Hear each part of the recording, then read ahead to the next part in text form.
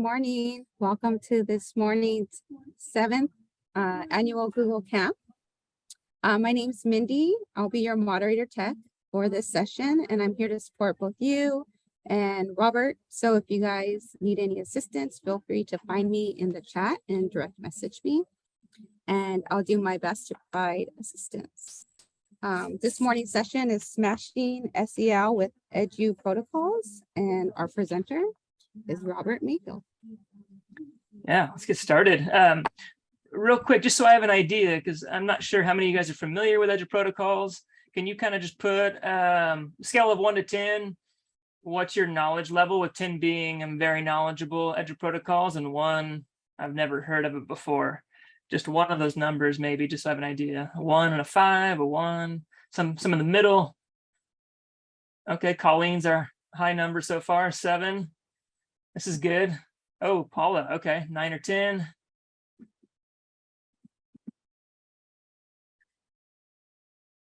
All right, so most seem to be maybe novice users or brand new to EduProtocols. So I'm just going to get right to it. We're going to do a couple demos today. So I have several goals today.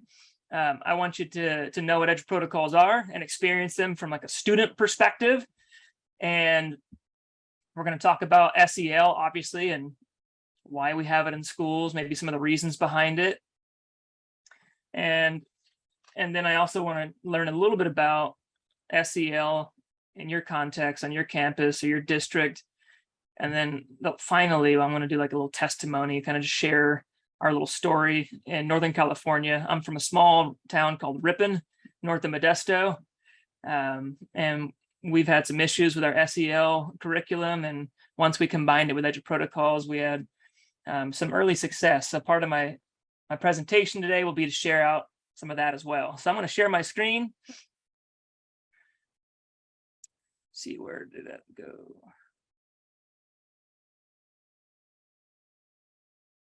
All right, and if you want to follow along with the slides there, I'll put this in the chat as well.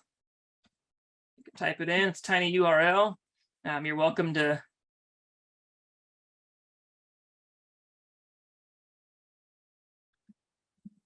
follow along on your own or just kind of follow on the screen. So I got this guy Smashing SEL with EduProtocols. And I'll kind of instead of just lecturing to you about EduProtocols, I'm just going to have you do 1 or 2. And then we'll kind of debrief a little bit, and then I'll get into showing you some of the data and telling about my story a little later on. Okay, so when I was preparing for this presentation, John Carippo, he's one of the co-authors of the EduProtocols book series. He told me to remind people that remember that the reason we have SEL, the reason we have social emotional learning in the first place, some of that is tied to how we do school. The school itself is part of the issues that kids have. And he gave a few specific examples. And sometimes we don't think that. We just think that school is a place to help with social emotional learning. But a lot of the stuff that we do in schools at times, or the way the system is set up, actually contributes to some of these social emotional problems. So that's something I've been reflecting on and would like to have everybody keep in mind as we think about maybe SEL solutions in our own classrooms and campuses. On the right side here, I have some data from Visible Learning. If you know John Hattie's work, he's done tons of studies, meta-analysis on what works best in education. And these are the things that work against student learning. And you can see, not that all of these are directly tied to things that happen at school, but some of them are. Boredom. I'm a high school teacher, and I have experience working with younger age groups a little bit as well, but boredom is definitely something that I would have described as a key characteristic of my schooling, at times at least. It's not totally tied to school. I'm not saying that all teachers in schools are at fault for this, but it's definitely something that kids struggle with. And if kids are bored at school, that can negatively affect their learning. Holding students back, again, you can see these negative, what he calls effect sizes. A positive, a 0.40 is equivalent to 1 year of learning. And you can see that these are not only below 0.40, but they're well below that. suspension and expelling students negatively affect student learning. Students feeling disliked. Again, that comes from their peers sometimes, but sometimes from us as teachers and some of the things that we do and the policies that we have, or even leaders at different levels within a district or school system. And lack of sleep, definitely. Well, some students get sleep in our classes, unfortunately. There's a sleep problem at times at home, and I guess sometimes we struggle with empathy. So the point is, SEL, the whole reason we have SEL is partly because, kids have difficult, home lives at times, but they also have had sometimes some unfortunate experiences in the classroom and on school campuses. All right, to expand on that, I want you to, and I'll put this in the chat as well. We're going to do a live demo. And since most of you said, oh, that's not the one. Oh, yeah, it is. Actually, that's perfect. We're going to do a EduProtocol called Thin Slide. So if you click on this, it'll take you to, stop.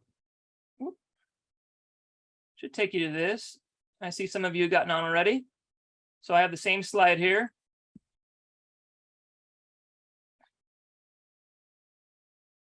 I'm going to give you guys a few moments to get on there, and then I'll explain how to do it.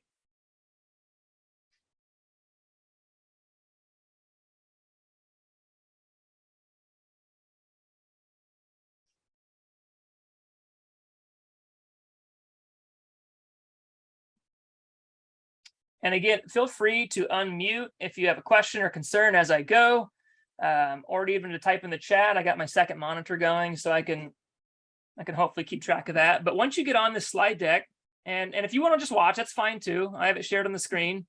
We got about 11 or 12 people in so far. Just pick a slide and type your name where it says your name. And then all you're going to do, using this prompt right here, how do teachers, schools, and or the education system negatively affect students? Again, we do a lot right. I think way more good than bad. But going off of my intro slide, what's one thing you could think of that occurs within classrooms or a school system that can actually negatively affect students and thus cause us to have a need for social emotional learning?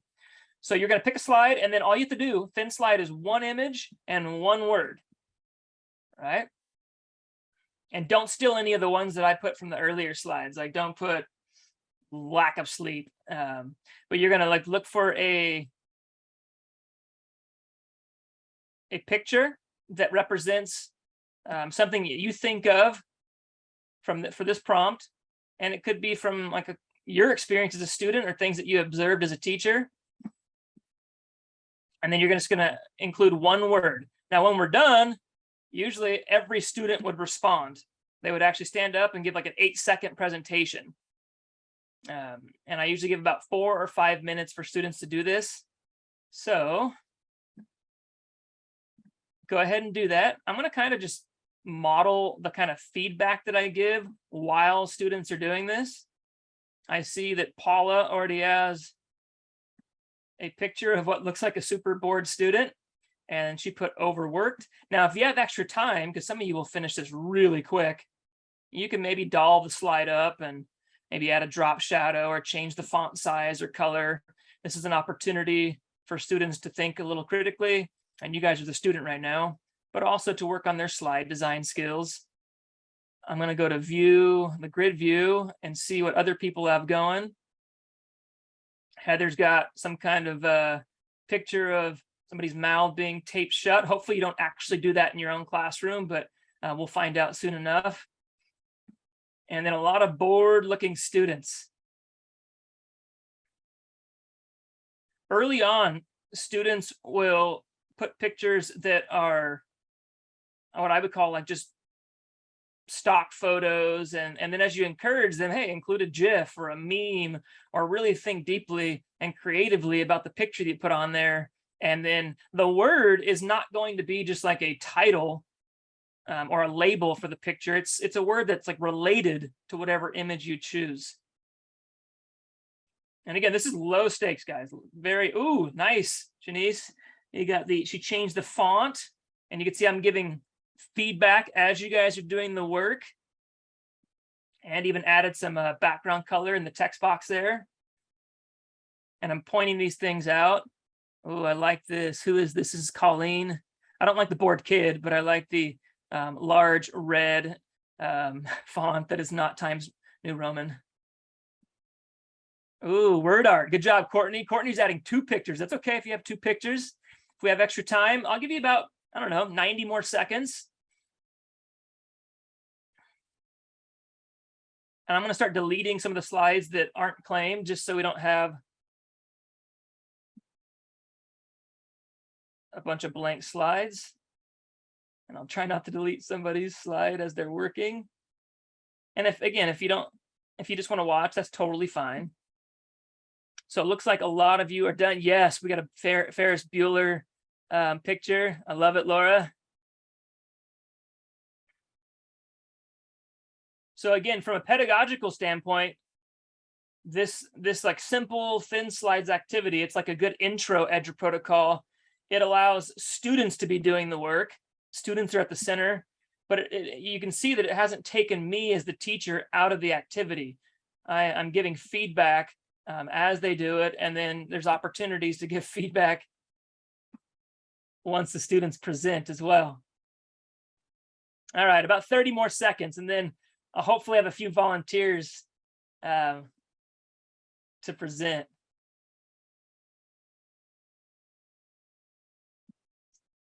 Arrange some of you guys got creative with some GIFs or GIFs or however you pronounce it.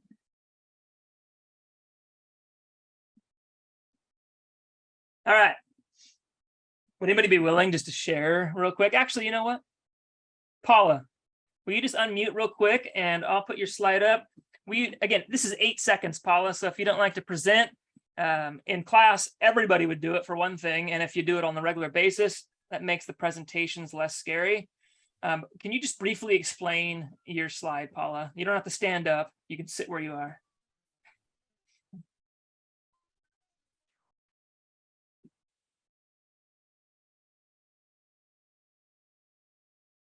Paula, are you there? Maybe Paula stepped away.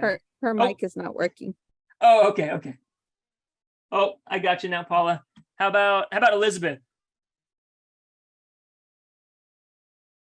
If you don't mind unmuting.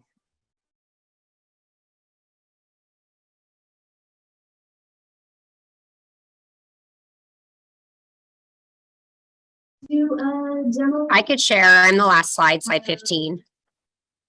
And from that, Perfect. Go ahead, Courtney.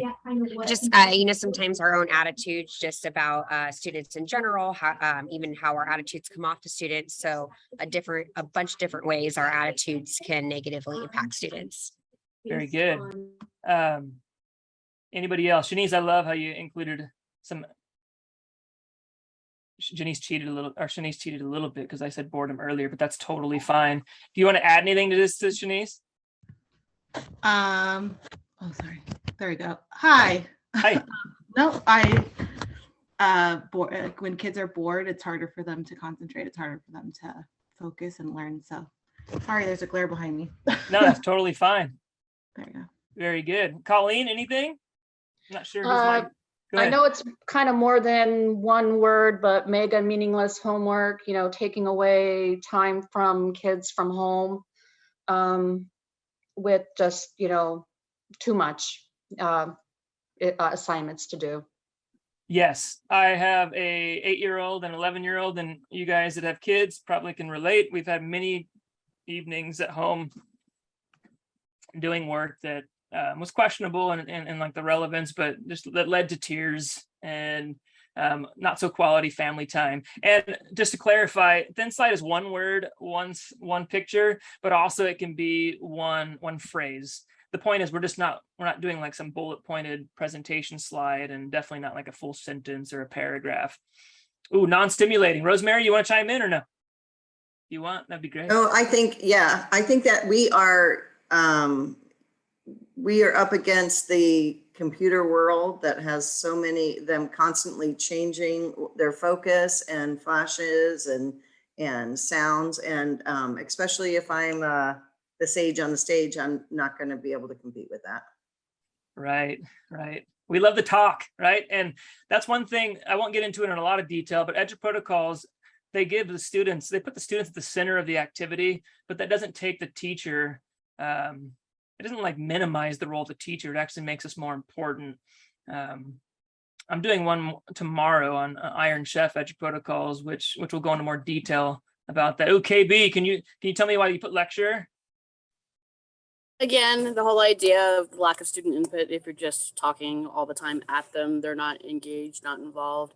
So a lecture that is just a pouring in of information and that there's not the interaction. So that's the point for this one. Especially if you have a super serious teacher like the one in your picture who's not smiling and doesn't look very engaged with their own content. Right. Pacing. Keisha, what do you mean Yeah, by pacing? I teach special ed, so pacing is a big deal, and you lose your students if you're going too fast. And when you lose them, it increases their behavior, and then nobody learns. Perfect. Very good. I have struggled with going too fast. Maria, do you want to share it all? Yeah, mine is a really old school experience that I don't really hear the kids ever mention this kind of experience that they're going through now, because of course our teachers are much more aware and trained differently now. I'm a 30-year veteran teacher, so you can imagine I was in school in the 70s and 80s, but I remember being an experience in that, because you said our own experience as well as a student when we were in school, right? Yeah. And so this experience was, it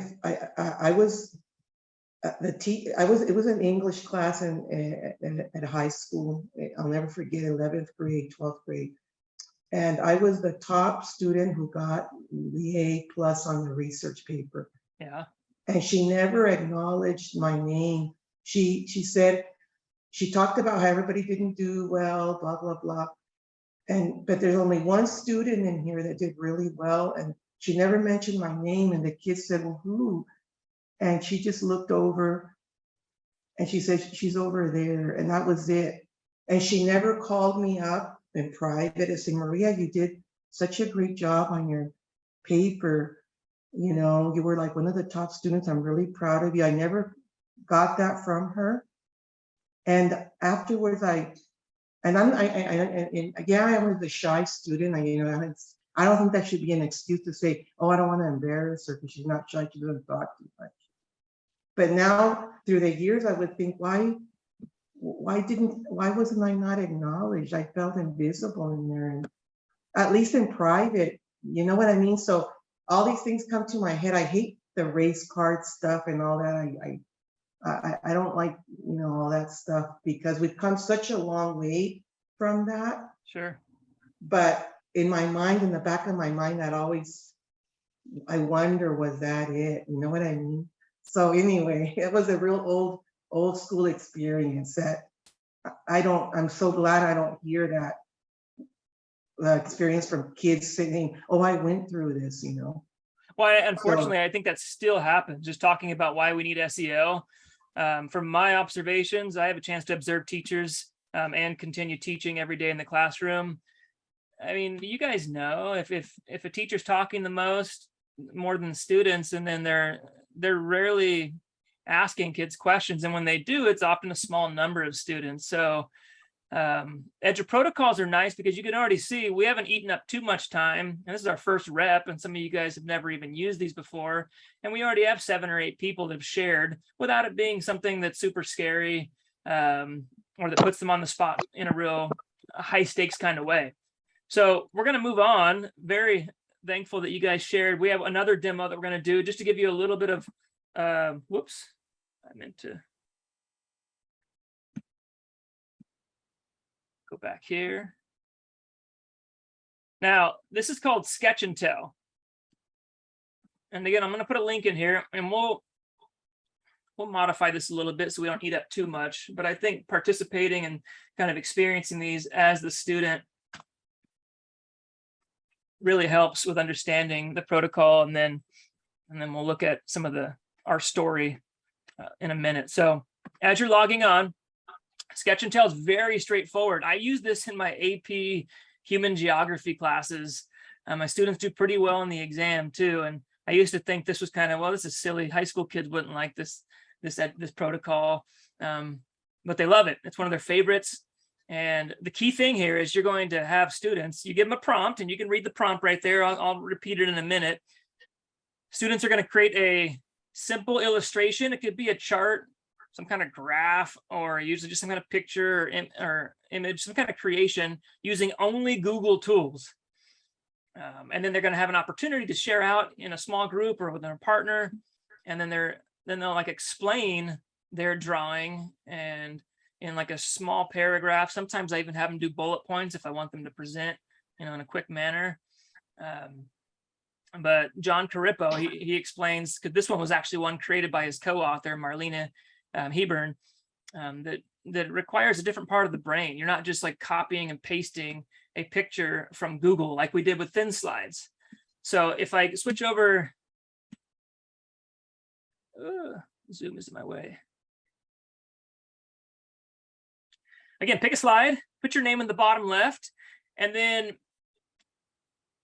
I have a cool tool. Like if you're afraid of not being able to create something that looks real pretty, that's not what this is about. And I really model this for students early on.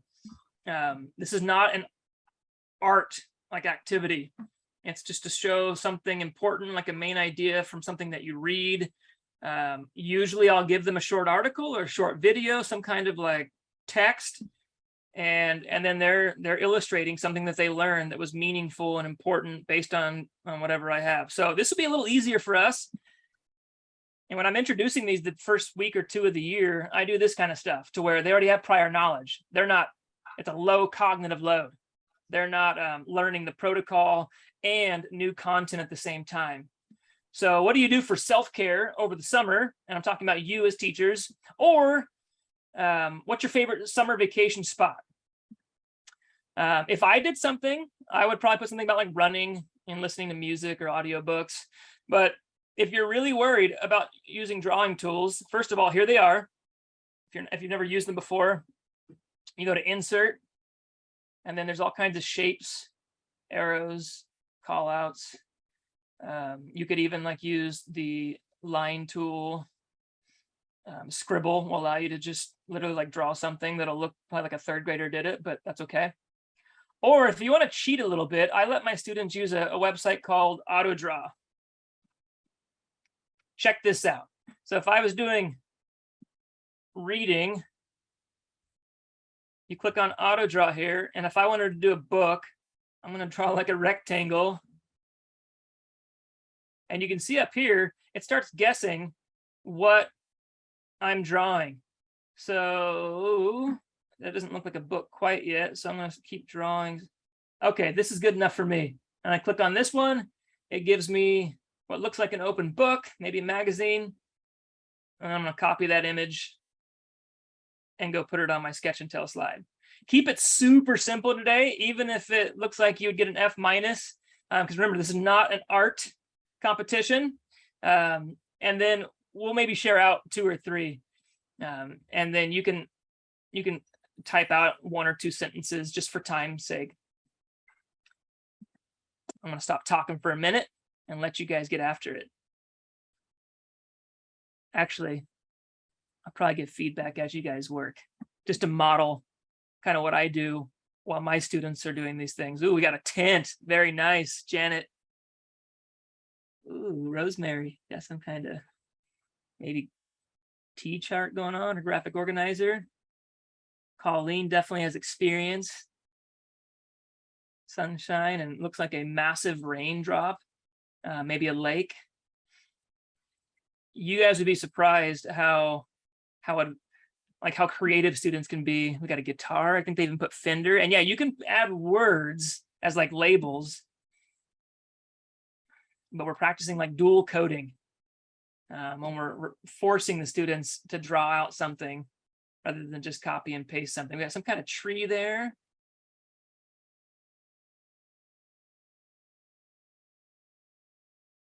Very nice. Got a campfire.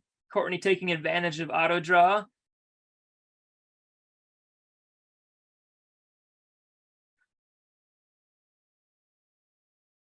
And again, I'm going to delete some of the slides that aren't in use just so we don't have too many.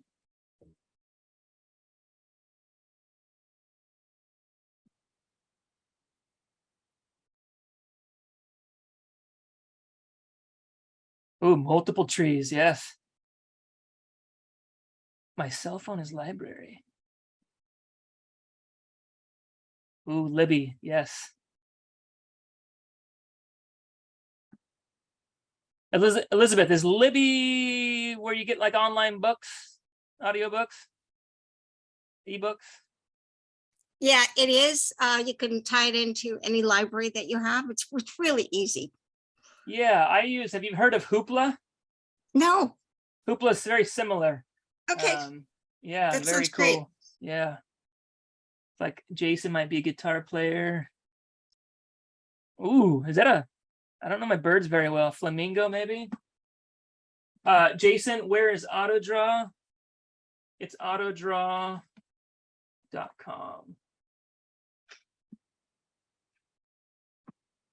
Wow, I really like what Rosemary's doing here. I think that's Rosemary. And we'll say maybe about another 90 seconds.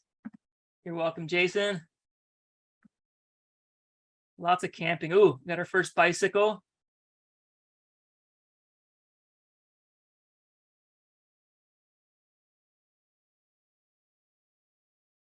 And I'm going to make these even bigger so you can kind of maybe once you finish, you can see me scrolling through.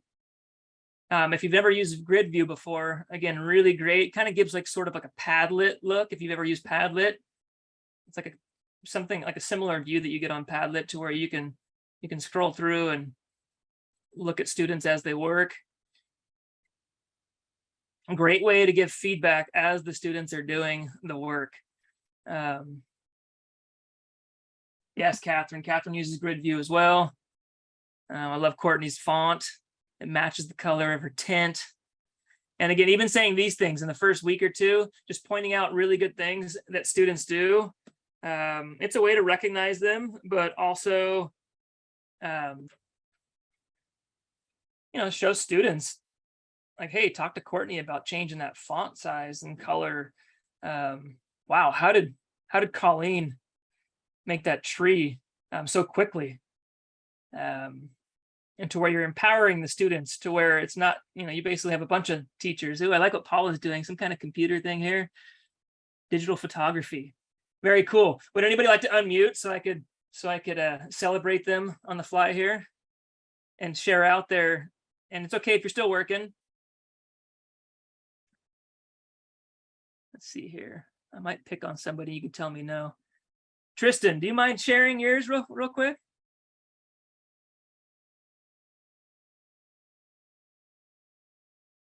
Oh, Tristan can't unmute. Okay, no problem. What about you, Janet? Sure. I went just, I think for self-care, just going out to nature, I need to go away so that I don't have internet access. So we go to state parks or national parks. And so I don't have one favorite spot, but we did go to the Rocky Mountain National Park over the summer. So very cool. And if this was my classroom, I've already seen multiple, I think, camping examples.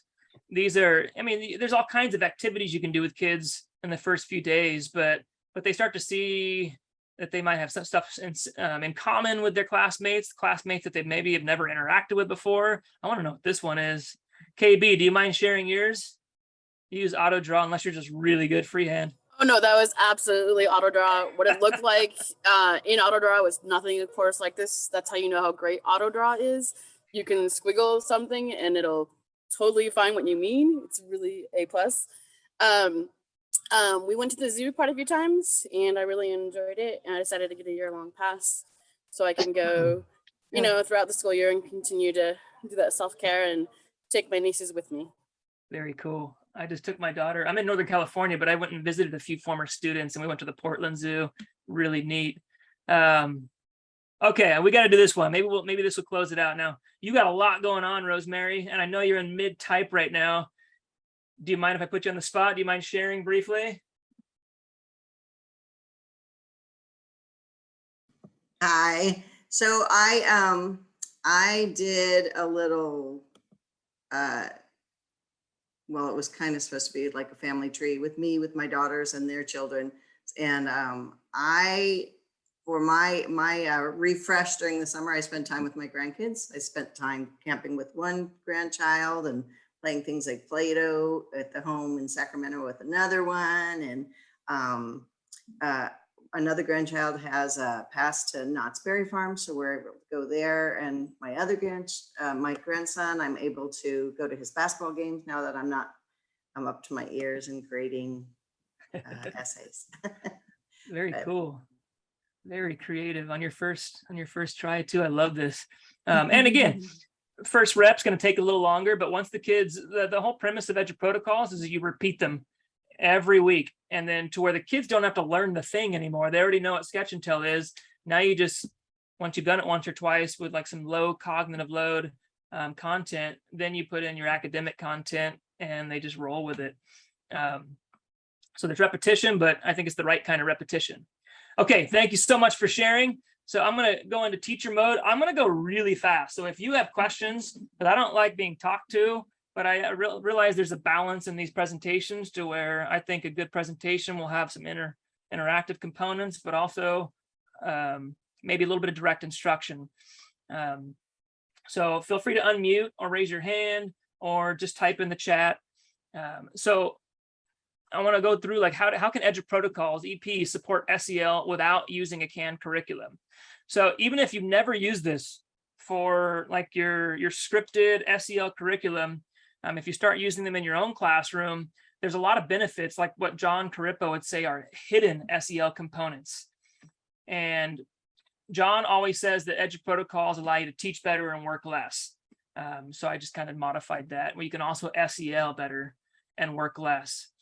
Because the social emotional learning curriculum that we've had on our campus has been a grind. And I'll ask you guys for your input on your experience with SEL curriculum, but it's been like a really difficult experience on our campus.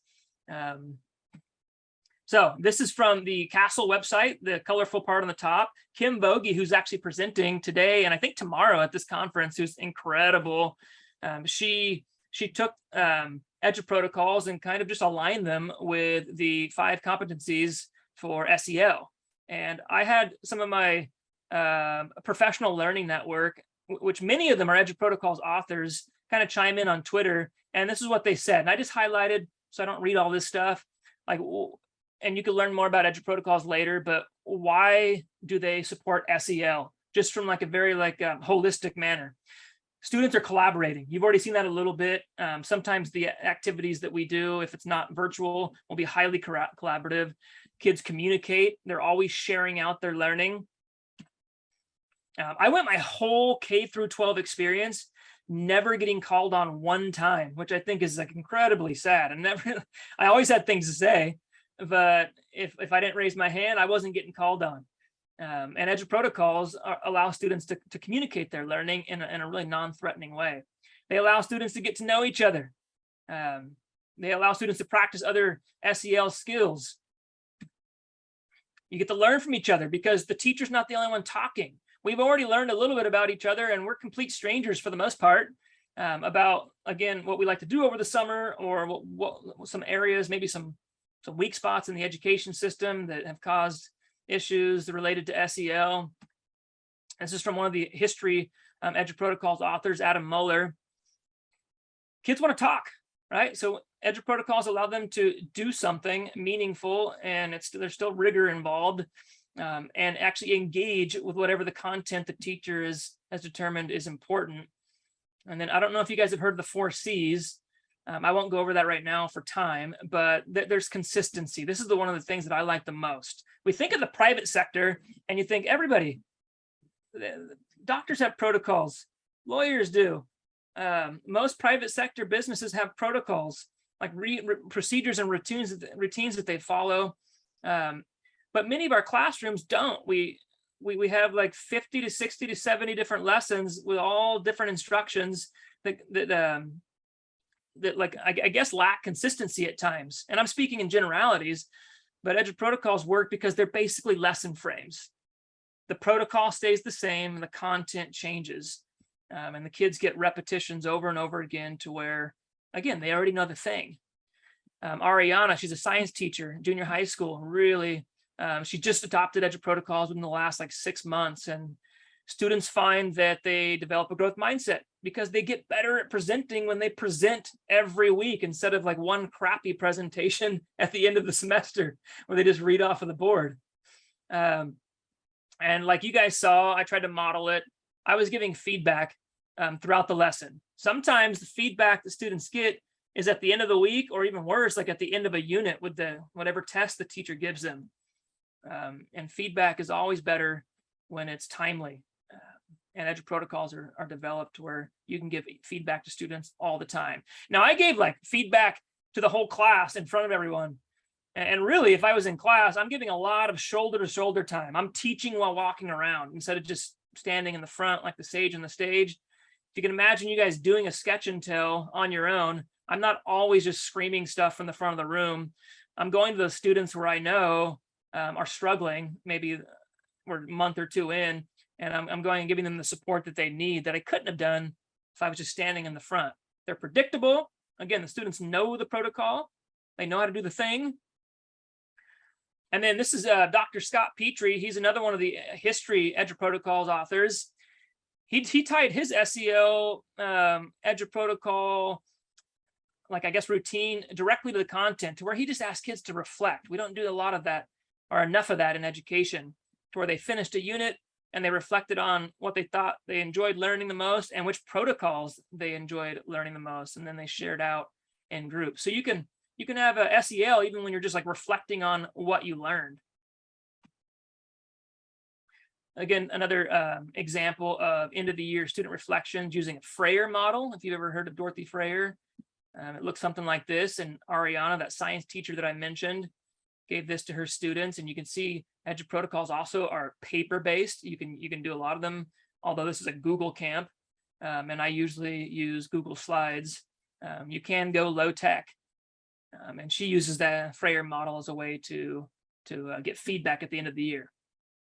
Okay, that was quick. Either in the chat or unmute. Before I tell my quick story about SEL on our campus, I want to know what your experiences have been. Now, what I mean by this is, what do you guys do on your campus for social emotional learning or in your classroom? How has it gone? I mean, without like bad mouthing any company or any like individual teacher or leader, because I have a lot of challenging things to share that we're working through on our campus, and a lot of the teachers that I've spoken to have had similar experiences, but I'm not sure. I don't know, maybe a few words in the chat or unmute. I might just start calling on people if you don't mind. Otherwise, we might have a moment of awkward silence. So what's your guys' SEL experience? Feel free to unmute. Anybody?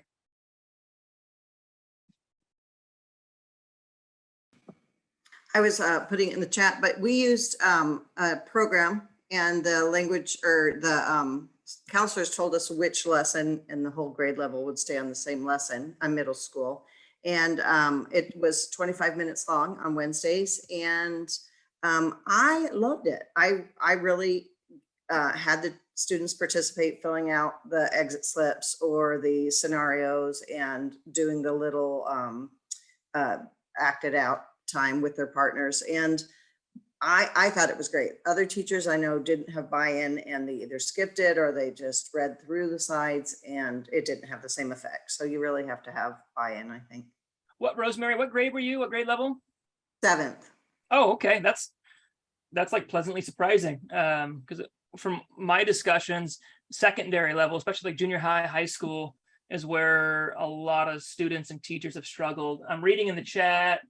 Shanice uses second step. Okay, there's a morning meeting every day. Okay, 15 minutes. Okay, Keisha, only about half the class participates. That's even like a good number for some of the teachers on our campus. We've struggled getting whole class engagement. Okay. Shanda or Shonda, do you mind sharing out a little bit more of your experience? Do you mind unmuting? Is that possible? Sure.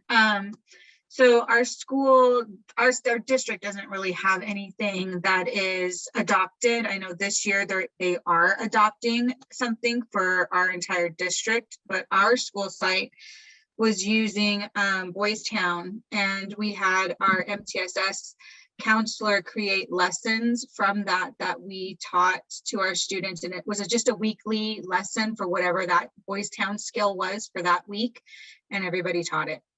Very cool. Did it work well? It was hit and miss. Not everybody did it. And a lot of the material was geared toward our primary students. So our upper graders were not very involved, I guess. Okay. Has anybody else had a negative experience or just challenging? I don't want to say negative, because I think if social emotional learning is important, regardless of what your experience has been. Does anybody else want to unmute? I'm reading the comments in the chat. For us, what we did is we integrated mindfulness, Okay. and emotional learning. So What by grade level, Shelley? mindfulness- Excuse me? What grade level? Juvenile hall, high school. Oh, okay. How did that go? Amazing. They love it. We've the teacher and I, we integrated, like I said, mindfulness into our social emotional learning, and created our own lesson planning. And by doing that, it has improved their self-awareness by doing breath work, mindful movement, and journaling.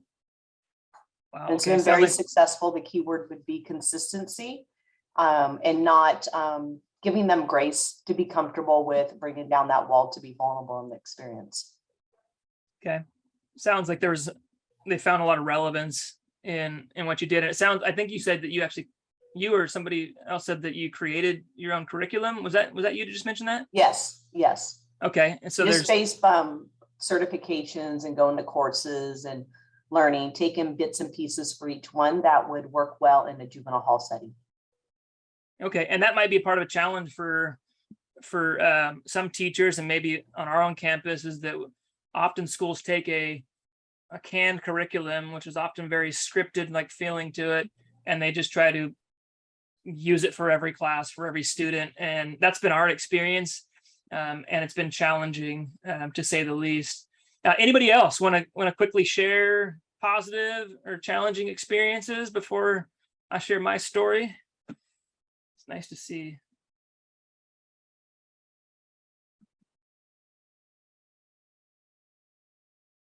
Okay. So I'm seeing a good mixture of experiences, and some good, some maybe not so great. So I teach at Ripon High School, and this is our quick SEL story. Again, I'm going to go quick through the data, and we'll do maybe one more quick little demo. And maybe you'll get a few ideas, especially if you're struggling. If your story has been the kids don't buy in, it feels forced, the teacher's talking too much, that's kind of a quick summary of what we've done. And I'm going to show you some data, but I cut out a lot of it. These are staff surveys that we took. We know we need staff and student buy-in for anything to be successful. And we use Character Strong. I think their curriculum is really good. I think the way we've implemented it has led to some of our struggles, but you can see that, over 60% of our teachers on a Likert scale of 1 to 10 ranked at a 6 or lower in terms of how effective they thought that advisory time was. And we're not just talking about grumpy teachers who need to retire.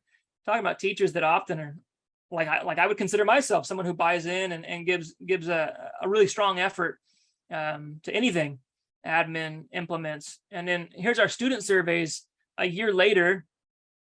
Again, even worse. Like, kids were just not digging it, and almost 400 responses, and we have about 1,000 students in our campus, so we got a pretty large amount. And I don't know how this relates to your guys' experiences, but I've heard more stories that are similar to ours than at least the high school level and maybe junior high level than not. So again, the point is there's lots of curriculum out there that is just like made just either like make copies or kind of they sell it as plug and play. I won't read all of these, but these are some of the comments from our students. And again, if you can relate to any of these, the approach that I'm going to share with you in a moment might be something to consider because it's super simple. Yes, Heather, we continue to use Character Strong. We piloted using it with EduProtocols just this past May. And I'm going to show you a few samples of that. And we had some really good early feedback from staff and students. Forced, right? Again, teachers talking and hoping students participate. Not very engaging for the students. And then these are all student responses. Cheesy, redundant. A lot of students think it's common knowledge. I don't think that's the case, but it just feels that way for some students.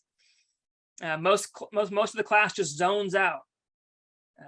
The teachers don't even believe in it. You know, it's bad if the teachers, if a lot of the students are feeling that the teachers aren't buying in, it's almost doomed to failure. Again, you see forced again. Most people mess around. It could have been implemented better. So implementation, I think, is often one of the biggest challenges with any like pre-made curriculum. Now, one student said, I think if we also found another way to get people involved in advisory, it could be better. A lot of students I found like had this, like they recognize, yes, this is important stuff, but there's got to be a better way. Just it's not working. John Carippo, again, the author of EduProtocols, he always uses food trucks as an example. And he compares,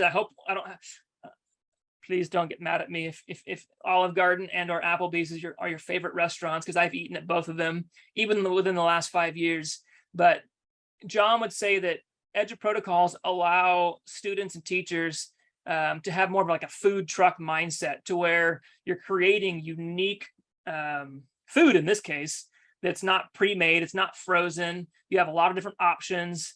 It seems to be something that's on the rise in our country, generally speaking. Applebee's, it's all frozen food, right? Like if the frozen food truck doesn't show up on a Friday night at Applebee's, nobody's eating that night, right? It's not like the Applebee's manager rounds up like the chefs and says, grab all the ingredients, you know, we're going to make something unique tonight. No, you have to shut down. So this would be something along the lines of canned curriculum, you know, just like microwaving food or heating up food that's largely already made, versus trying to allow students to create something unique using, again, in this case, the EduProtocol setup. So we had a WASC visit. I don't know if you guys are familiar with WASC. Some of you probably are. And we do our social emotional learning during advisory, like a once a week, 30-minute period. And WASC told us that we need to improve our advisory. So we created a team in like March of 2022. I'm not going to read through all this, but the key thing that came out of that was we're going to get some teachers to pilot EduProtocols with our Character Strong SEL curriculum.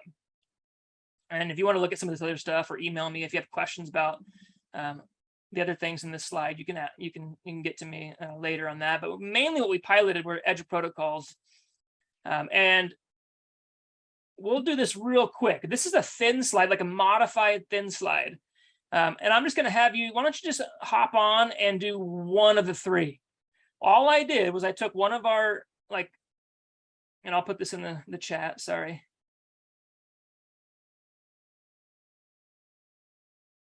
Oh, it's not letting me. It's loading, sorry. So as I'm getting this link,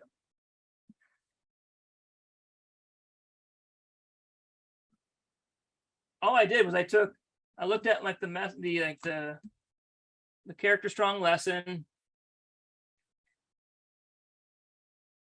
and I found like what the main like point, the main like learning goal of the lesson was, and we just plugged them in to an EduProtocols lesson frame. Didn't take very long because the curriculum's already there. We just were trying to find a way that make it more engaging, more relevant, more student-centered. So go ahead and type your name. And again, just for time's sake, let's just do one column. Sometimes we have students work in pairs on this. Just go claim a slide. what's one word that represents something you'd like to be? So then you just type the word in, put one picture, GIF, or meme. Again, I think I gave like students maybe 5 to 7 minutes to do this because they don't have anything to read. They already know. It's just like information from their own life. And we'll just maybe spend about 2 or 3 minutes on this. Okay, we got Jason putting creative in there. Again, this will be real quick. Saw some people getting to the slides.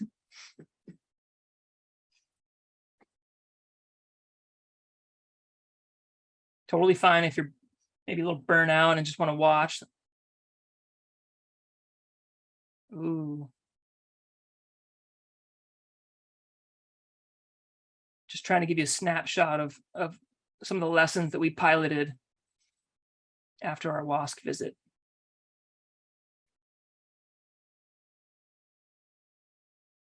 I like it, Jason. Or is that Jason? That's not Jason. I like it, whoever you are.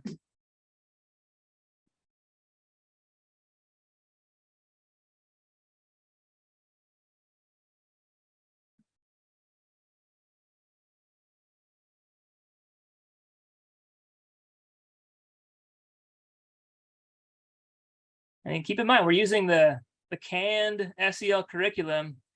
We're just restructuring it to where the students, instead of having like 1 or 2 or 3 kids, hopefully like raise their hand because they feel sorry for us as we're just talking to them, or having like the majority of students, sometimes all of them, have a lot of choice in terms of how they respond to these questions, and all of them are able to share out. Very cool. Of the anonymous crow said health, and somebody exercising and holding up some fruits and veggies.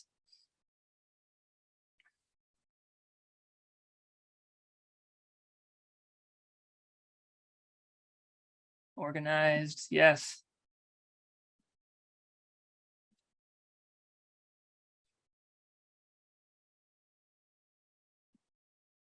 Okay, we'll do about 1 more minute.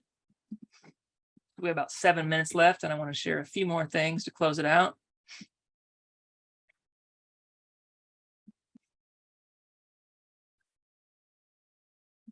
So I don't know who typed this one, the one that I have on the screen here. But EduProtocols are very iterative. Right? You can modify them. They're very flexible. They're UDL friendly, right? They offer a high degree of choice. This can be a whole discussion for an entire advisory period. It kind of just depends. You don't always have to have every student share out.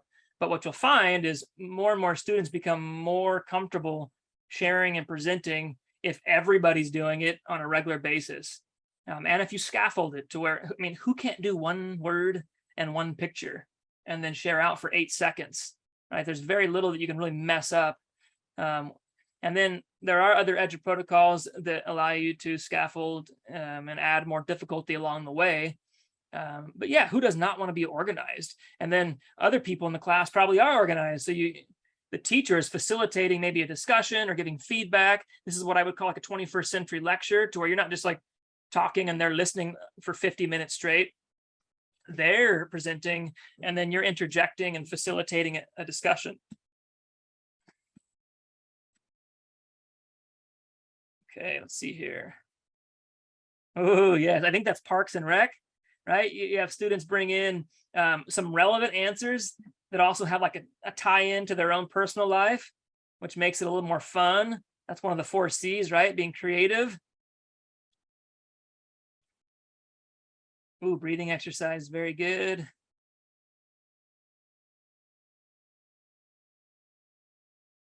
And then we got engaging. And I like this picture, but then I'll even like push kids, hey, next time, what's another picture you could have like thought of? Maybe how could you're trying to get kids to like one up each other with their creativity in a healthy, and kind of fun way. Jason says, what's one thing you're committed to practicing? Being creative. And I would probably engage Jason in, give me an example, and then ask other kids in the class, to where this is a lot less scripted. I mean, the questions are scripted. It's from the curriculum, but the responses are all, as you can see, very different. Right? That's a really soothing picture there with peaceful. And this is kind of the bulk of what we did. So I'm going to, for the sake of time, going to switch back to show you a few examples. And then we'll wrap it up here in a minute. So here are a few student samples. We had about 10 teachers over a 2 to 3 month period pilot these SEL lessons with using the EduProtocols lesson frames. There's one from a couple students worked on together from the one that you guys just did. And you can see they're tying in. They're like, this is obviously somebody who's a track athlete, and they put injury, something that's like a barrier to like one of their goals of being a D1 track athlete. This one, again, talking about options, is a more simplified thin slide, but it gives students a lot of different like options. And this student chose to do like a dream vacation. Bora Bora with some nice pictures. Test anxiety, I mean, that's relevant to almost 100% of our students. And you can see some really interesting, funny memes. And then I'll go over some quick testimonials. So this is what teachers said. Again, this is only from like the 10 teachers that participated in the pilot. I'll show you some data here in just a second. They liked it that it was centered around the students doing the work and the teacher talking less. Again, that's like a foundational element of EduProtocols. This student enjoyed learning something new about their seniors. So you actually learn about your students as they're doing the work, even seniors, right? The oldest students in our system here were engaged with these EduProtocols lesson frames during advisory. One of my students, who rarely says anything, actually like authentically laughed. It was fun. That was actually from one of my classes. Laugh. I've never seen a student like make any kind of like facial expression. And then the first day that we did this, they laughed because they heard another student who never was like recognized or never had a chance to talk or share, put something funny. It was some crazy GIF. And then teachers liked the various formats. A few student testimonials. I no longer feel like falling asleep. Lessons have improved. They're getting better, more interactive. Makes it feel better. And real quick, this data is kind of boring, but this is the student data. You can see we still have room for growth, but it's not as nearly tilted. You know, how effective were the pilot lessons? It's shifting in the right direction. We're getting stronger.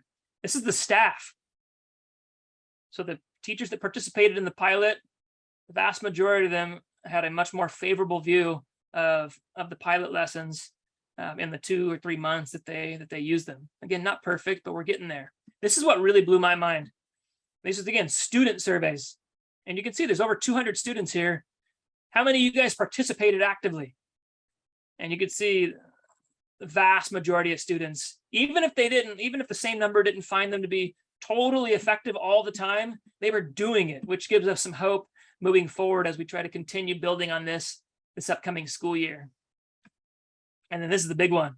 This is about student SEL for the most part, but teachers don't want to have a lot of stuff, extra stuff to plan for their social emotional learning. How much time and effort did it take? Very little, right? This is actually good, right? It took very little time to prepare. And I actually created these. I created them, but really it doesn't take long to create these. If you have more specific questions about that, I can talk to you after. I got about 1 or 2 minutes. So I do have an agenda, guys. One thing that I wanted teachers to see is that by having a successful experience using EduProtocols for SEL, they could maybe then consider using the same thing, lesson frames in their regular academic instruction. And so a lot of them, as you can see here, we're thinking about doing that, which is great. And on our last slide, here's our next steps. The authors have something called a Smart Start. And we're going to start the year off with just going over some EduProtocols and advisory for all teachers. We're going to actually have some students help create the curriculum using EduProtocols. And then slowly we're going to scaffold it for teachers. We're going to add, we're not just going to do thin slides every week or sketch and tell every week. There are a lot of EduProtocol lesson frames that would work in this approach. That's it. I think I finished right on time. That's my Twitter handle if you want to reach out. I hope this was somewhat helpful. And if you have any questions, I can stay on for a minute or two. And thank you, Mindy, for moderating. I hope you guys have a good conference. Enjoy. Thank you, Robert. Thank Yeah, you thank everyone for you. participating. If you guys have feedback you'd like to provide us, please do so in the SCED app.